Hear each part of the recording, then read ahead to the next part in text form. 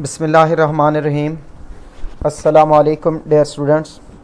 I am Professor Siddiq Nawaz, Alpine Degree College, Khanpur.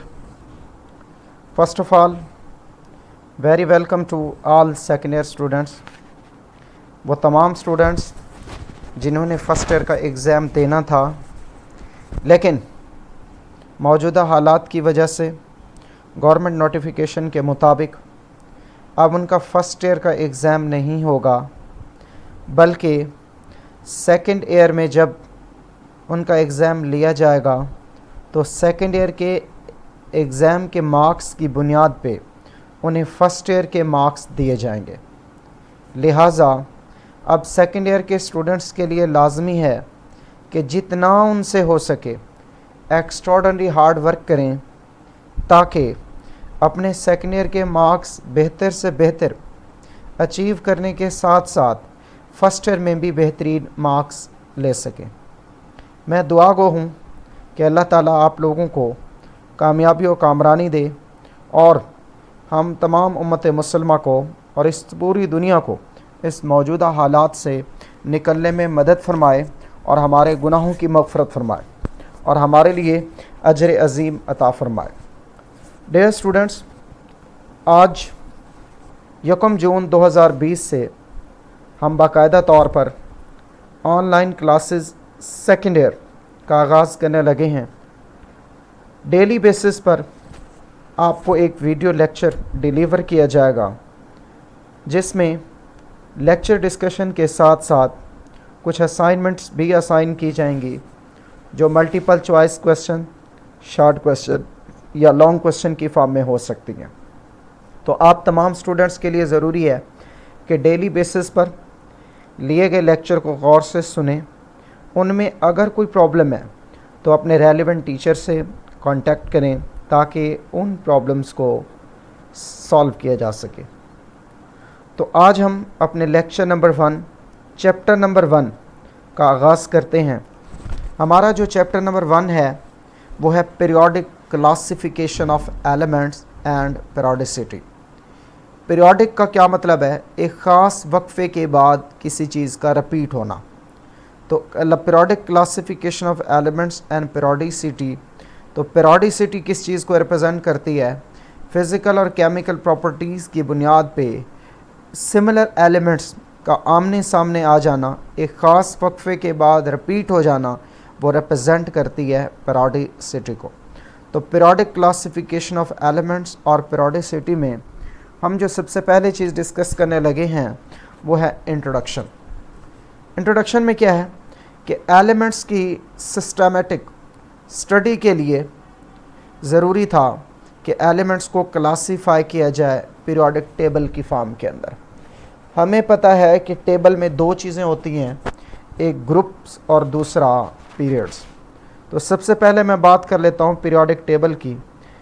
Periodic table क्या है? ऐसा table जो एलिमेंट्स को अरेंज्ड किया जाए पीरियड्स और ग्रुप की फॉर्म में on the basis increase in atomic number और atomic masses is called periodic table.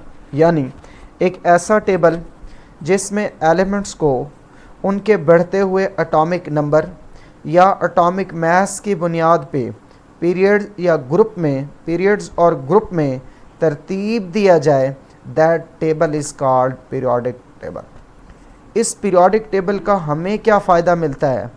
Importance of periodic table क्या है? ये जो पीरियोडिक टेबल होता है ये हमें एक बुनियादी ढांचा फ्राहम करता है। पीरियोडिक बिहेवियर, बेसिकली पीरियोडिक का क्या मतलब है? एक ख़ास वक्फे के बाद किसी चीज़ का रिपीट होना, किसी खासियत का रिपीट होना। जैसे हम आगे चल के देखेंगे कि एक ख़ास वक्फे के बाद जो सिमिलर केमिकल प्रॉपर्टीज़ रखने वाले एलिमेंट्स होते हैं वो एक दूसरे के आमने सामने आ जाते हैं। तो दैट्स मीन कि इम्पॉर्टेंस ऑफ पीरियोडिक टेबल क्या है? पीरियोडिक टेबल हमें एक बुनियादी फ्रेमवर्क देता है क्या करने के लिए?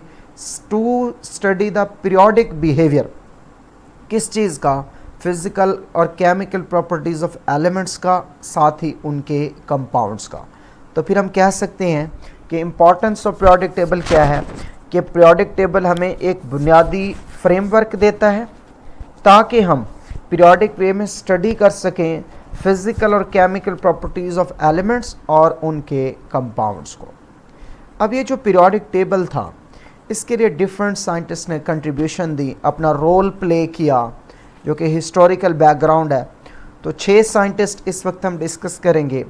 फर्स्ट वन अल-राज़ी है, second one Dobereiner, third one Newland, fourth one Lothar Meyer, fifth one Mendeleev and six one Moseley. तो सबसे पहले हम डिस्कस कर लेते हैं अल-राज़ी को। अगर हम अल-राज़ी की क्लासिफिकेशन की बात करें तो अल-राज़ी ने एलिमेंट्स को मेटल और नॉन मेटल में क्लासीफाई किया on the based difference in physical and chemical properties. कि अल-राज़ी ने क्या किया, एलिमेंट्स को डिवाइड किया 2 ग्रुप्स के अंदर, एक मेटल्स का, दूसरा नॉन मेटल का। बुनियाद क्या थी कि एलिमेंट्स जो मेटल्स होते हैं उनकी फ़िज़िकल और केमिकल प्रॉपर्टीज़ टोटली डिफरेंट होती हैं फ्रॉम दी नॉन मेटल्स। तो दैट्स मीन अल-राज़ी की क्लासिफिकेशन क्या है कि he classified the elements into metals and non metals based upon the difference in their physical and chemical properties. फिर दूसरा scientist है डॉब्रीनर। डॉब्रीनर ने क्या किया, एलिमेंट्स को तरतीब दिया इंक्रीजिंग एटॉमिक मास की बुनियाद पे और 3 एलिमेंट्स का ग्रुप बना दिया जिसे हम कहते हैं ट्राइएड। और इस ट्राइएड के लिए उसने अपना एक लॉ पेश किया जिसे हम बोलते हैं लॉ ऑफ ट्राइएड।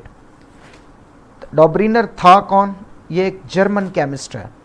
1829 में ये अरेंज करता है एलिमेंट्स को ट्राइएड्स की फॉर्म में on the basis of increasing there atomic masses, और वो उसको अपने एक लॉ की बुनियाद पे बनाता है।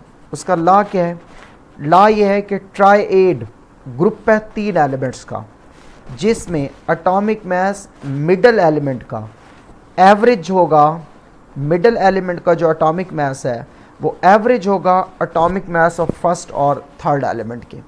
ये जो लॉ था, this is called law of triad. ज़रा देखें, ये जो डॉब्रीनर है इससे 4 ट्राइएड बनाए हुए हैं। पहला ट्राइएड है लिथियम, सोडियम और पोटाशियम का। सोडियम इस वक्त ये मिडल एलिमेंट है। इस सोडियम का, इस लॉ के मुताबिक, इस सोडियम का जो एटॉमिक मास है वो लिथियम और पोटाशियम के एटॉमिक मास का एवरेज है। दूसरा जो ट्राइएड है कैल्शियम, स्ट्रोंशियम, बेरियम। स्ट्रोंशियम इस वक्त ये मिडल एलिमेंट है। उसके मुताबिक स्ट्रोंशियम का जो एटॉमिक मास है वो कैल्शियम और बेरियम का एवरेज एटॉमिक मास है। क्लोरीन, ब्रोमीन और आयोडीन, ये एक ट्राइएड है। ब्रोमीन मिडल एलिमेंट है, तो ब्रोमीन का जो एटॉमिक मास है इस ट्राइएड के मुताबिक वो क्लोरीन और आयोडीन के मास का एवरेज है। Sulphur, selenium, टिलोरियम। सिलीनियम इस वक्त सेंट्रल एलिमेंट है, मिडल एलिमेंट है, तो सिलीनियम का जो मास है वो एवरेज मास है the atomic mass of sulphur और टिलोरियम। तो ये मैंने साथ एक ट्राइएड दिए हैं 3। फर्स्ट ट्राइएड में एलिमेंट है 3, lithium, sodium, lithium, sodium, potassium. अगर सोडियम का मास देखें तो एवरेज कैसे निकालेंगे, लिथियम का मास प्लस पोटाशियम का मास डिवाइडेड बाय 2, तो ये आता है 23। सेकंड ट्राइएड देखें, क्लोरीन, ब्रोमीन, आयोडीन। अब इनका एटॉमिक मास ब्रोमीन का निकालेंगे तो क्लोरीन का मास प्लस आयोडीन का मास डिवाइडेड बाय 2, 81.25, ये अप्रॉक्सीमेट होगा। Third triad, atomic mass calcium का 40, स्ट्रोंशियम का 88, बेरियम का 137।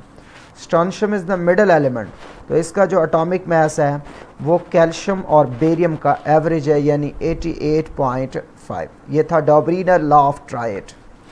फिर आता है न्यूलैंड क्लासिफिकेशन। ये अपना लॉ ऑफ ऑक्टेव देता है और अपने लॉ ऑफ ऑक्टेव में कहता है कि अगर हम एलिमेंट्स को उनके एटॉमिक मास के बढ़ने की बुनियाद पे तरतीब दें तो हर 8वें एलिमेंट की जो केमिकल प्रॉपर्टीज़ हैं वो पहले एलिमेंट से मिलेंगी। ज़रा यहाँ से काउंटिंग करें, lithium 1, beryllium 2, boron 3, carbon 4, nitrogen 5, oxygen 6, fluorine 7, sodium 8। तो लिथियम के लिहाज से सोडियम 8वां है, तो लिथियम और सोडियम की प्रॉपर्टीज़ सिमिलर हैं। बेरिलियम के हिसाब से मैग्नीशियम जो है ये 8वां है, तो बेरिलियम और मैग्नीशियम की प्रॉपर्टीज़ सिमिलर हैं। बोरॉन के लिहाज से एल्यूमिनियम 8वां एलिमेंट है, तो बोरॉन और एल्यूमिनियम की प्रॉपर्टीज़ सिमिलर हैं। कार्बन के हिसाब से सिलिकॉन 8वां मेंबर है, तो कार्बन और सिलिकॉन की प्रॉपर्टीज़ सिमिलर हैं। नाइट्रोजन के हिसाब से फास्फोरस 8वां एलिमेंट है, तो नाइट्रोजन और फास्फोरस की प्रॉपर्टीज़ आपस में कॉमन है। ऑक्सीजन और सल्फ़र के हिसाब को देखेंगे तो ऑक्सीजन और सल्फ़र एक दूसरे के लिहाज से 8वें नंबर पे हैं। फ्लोरीन और क्लोरीन को देखेंगे तो फ्लोरीन और क्लोरीन एक दूसरे के हिसाब से 8वें नंबर पे हैं और इनकी प्रॉपर्टीज़ एक दूसरे से कॉमन है। तो याद रखें, इससे अपना एक लॉ दिया जिसे हम बोलते हैं लॉ ऑफ ऑक्टेव।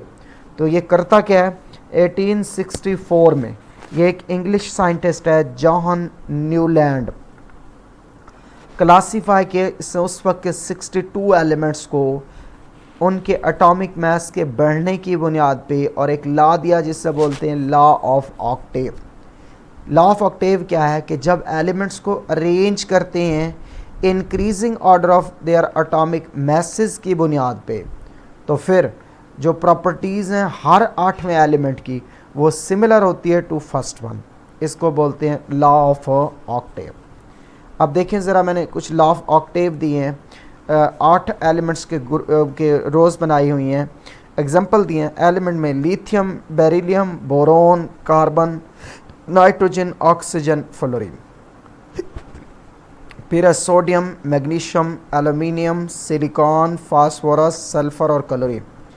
लिथियम के लिहाज से सोडियम 8वां मेंबर है, बेरिलियम के लिहाज से मैग्नीशियम 8वां है, बोरॉन के लिहाज से एल्यूमिनियम 8वां है, कार्बन के लिहाज से सिलिकॉन 8वां, नाइट्रोजन के लिहाज से फास्फोरस 8वां, ऑक्सीजन के हिसाब से सल्फ़र 8वां, फ्लोरीन के हिसाब से क्लोरीन 8वां मेंबर है। इट्स मीन कि प्रॉपर्टीज़ लिथियम की सिमिलर हैं to that of sodium, boron की प्रॉपर्टीज़ सिमिलर हैं to that of aluminium, sodium की नाइट्रोजन की प्रॉपर्टीज़ सिमिलर हैं to that of phosphorus, fluorine की प्रॉपर्टीज़ सिमिलर हैं टू दैट ऑफ क्लोरीन। अब इसका एडवांटेज क्या है इस न्यूलैंड का, इसका जो लॉ है वो हेल्प करता है to arrange the element with similar properties और प्रोवाइड करता है एक बेस फॉर क्लासिफिकेशन। डिसएडवांटेज ये है कि ये ओनली एप्लीकेबल है up to calcium, as only 56 element जो एग्जिस्ट करते थे at the time and he made this law. फिर आगे जब मूव करते हैं तो फिर प्रॉपर्टीज़ 18वें एलिमेंट्स के बाद रिपीट होती हैं, ना कि 8वें एलिमेंट्स के बाद, इसलिए ये जो लॉ है ये लिमिटेड है। फिर आता है लॉदरमेयर।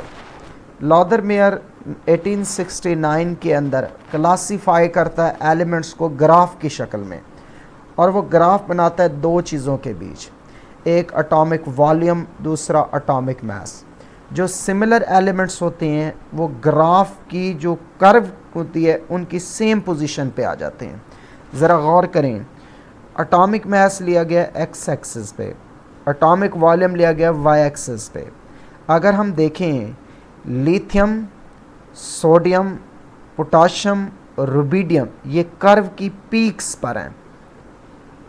फिर है कार्बन, बोरॉन, एल्यूमिनियम, उसके बाद जो है बोरॉन एल्यूमिनियम के बाद गैलियम कहीं नज़र आएगा आपको, ये गैलियम रहा। इनकी प्रॉपर्टीज़ आपस में सिमिलर हैं, तो ये पीक के बॉटम पे लोकेट कर रहे हैं।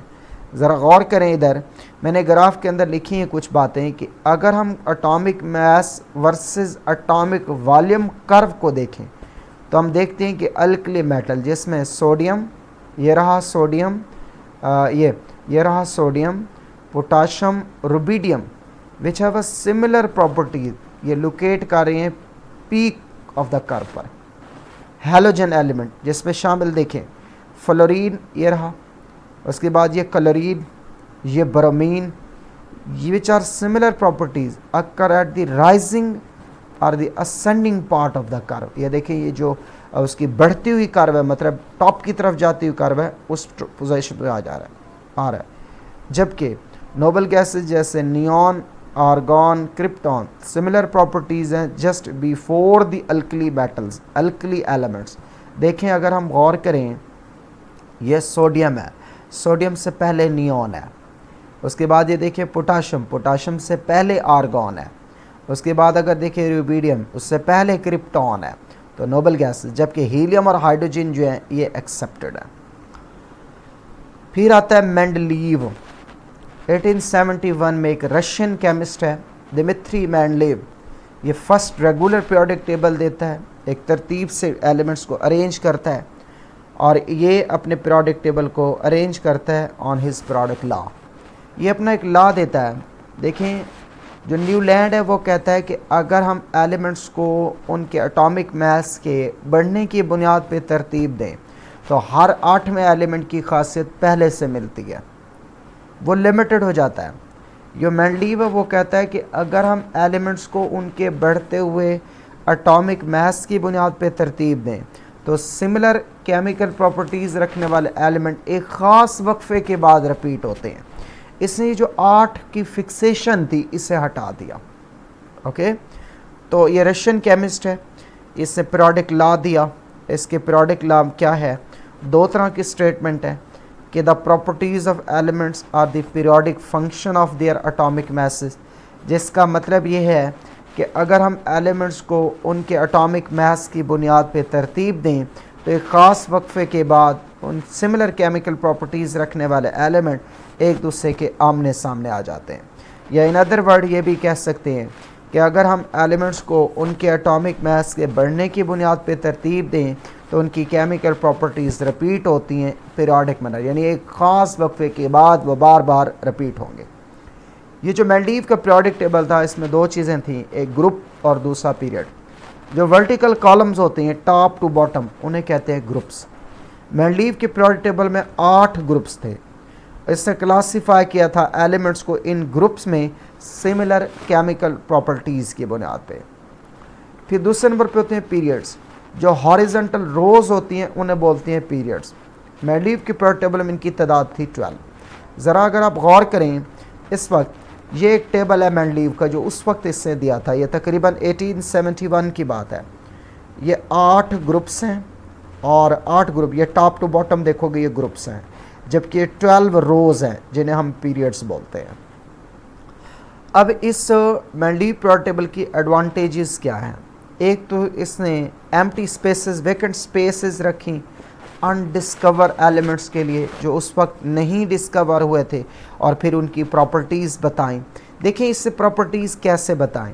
अगर ये ग्रुप 7 के मैं एग्जांपल लो ना, इस ग्रुप 7 में जितने भी एलिमेंट्स आएंगे उनकी प्रॉपर्टीज़ एक जैसी होंगी। अब लेट्स सपोज कि अगर ये 100 वाला एलिमेंट मिसिंग था तो उसने कहा जी यहाँ पे एक एलिमेंट आएगा जिसका एटॉमिक मास होगा 100 और उसकी प्रॉपर्टीज़ इस ग्रुप 7 वाले तमाम एलिमेंट्स से मिलती जुलती होंगी। तो इस तरीके से उसने प्रॉपर्टीज़ ऑफ एलिमेंट्स को प्रिडिक्ट किया। तो यहाँ पे जो पहला एडवांटेज है, इसने क्या किया मेंडलीव ने, एक तो इसने एम्प्टी स्पेसेस रख दी अनडिस्कवर एलिमेंट्स के लिए और उनकी प्रॉपर्टीज़ को प्रिडिक्ट किया। जैसे फॉर एग्जांपल इसने जर्मेनियम एक एलिमेंट है, उसने इसके लिए वैकेंट स्पेस रखी और इसके लिए प्रिडिक्ट की प्रॉपर्टीज़। फिर दूसरे नंबर पे इसने करेक्ट किया atomic masses of many elements को on the basis of similarities in properties. देखें जो पहले नंबर पे था एक एलिमेंट है हमारे पास इंडियम, इसे रखा गया था ग्रुप 6 में। एट दैट टाइम इसका जो एटॉमिक मास था वो था 76। लेकिन अगर ये 76 आता है 76 होता तो इसे अपने से ऊपर अपने से नीचे तमाम ग्रुप के एलिमेंट्स से प्रॉपर्टीज़ को सिमिलैरिटीज़ देनी चाहिए थी। लेकिन मेंडलीव ने देखा कि जब इसको 75 वाले एलिमेंट के बाद रखते हैं तो 76 से ऊपर और 76 से नीचे जितने भी एलिमेंट हैं उनके साथ ये प्रॉपर्टीज़ की सिमिलैरिटीज़ नहीं शो करता। तो फिर इसने इसे रखा ग्रुप 6 के अंदर, सॉरी ग्रुप 3 के अंदर। जब ग्रुप 3 के अंदर इसने रखा तो उसने देखा कि इसकी प्रॉपर्टीज़ इंडियम की बोरोन फैमिली से मिलती है। तो इट्स मीन कि इसका एटॉमिक मास जो था वो 76 नहीं था बल्कि एटॉमिक मास 113 था। तो इसमें he place indium in group 3 instead of 6 है। एट दैट टाइम इसका एटॉमिक मास जो था वो 76 था पहले, उसे प्लेस किया ग्रुप 6 में आफ्टर आर्सेनिक, लेकिन ही करेक्ट किया इसका एटॉमिक मास जो कि 113 है और इसे रखा कहाँ, ग्रुप 3 के अंदर। फिर है बेटा demerits of the Mendeleev periodic table. अब इसके कुछ डिसएडवांटेज होते हैं, क्योंकि जब भी कोई चीज़ इन्वेंट होती है तो उसमें जब हम मूव करते हैं फॉरवर्ड तो कोई ना कोई लिमिटेशंस होती हैं। तो मेंडलीव पीरियोडिक टेबल की लिमिटेशन पहली क्या है, एनॉमलस पेयर्स, मिसफिट पेयर्स। इन्होंने कुछ ऐसे पेयर्स बनाए कि वो इनके अपने ही लॉ के रिवर्स होते थे। ज़रा देखिए मैं आपको बात समझाता हूँ।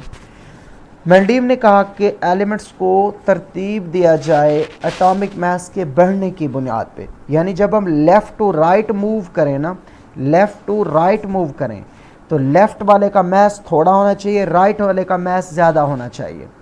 लेकिन कुछ एलिमेंट्स ने इसने जब पेयर बना के रखे ना तो इसका अपने ही लॉ के अगेंस्ट हो गए। ज़रा देखें कैसे। His periodic law was reversed in order to place the element of similar properties in a group.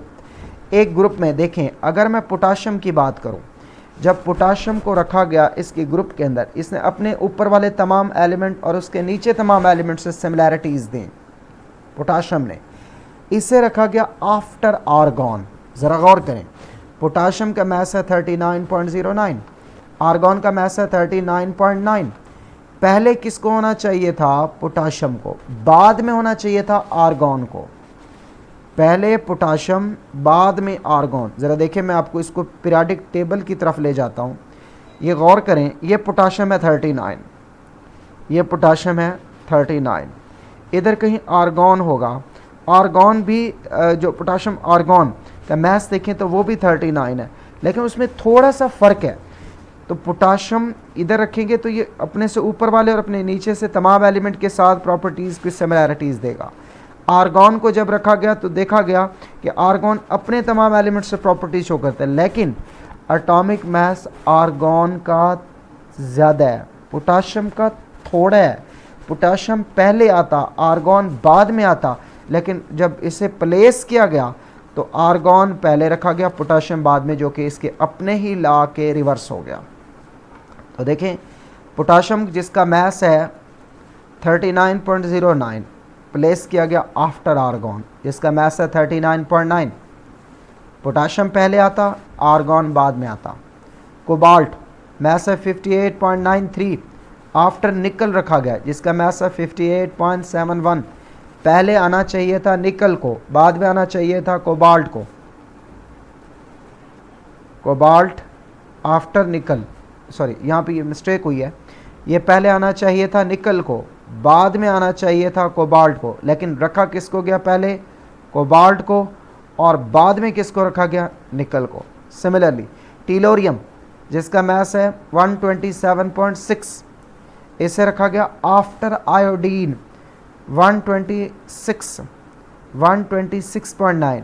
इसमें भी ये होना चाहिए था कि आयोडीन पहले रखा गया और टीलोरियम को बाद में रखा गया, अगेंस्ट हिज प्रोडक्ट लॉ।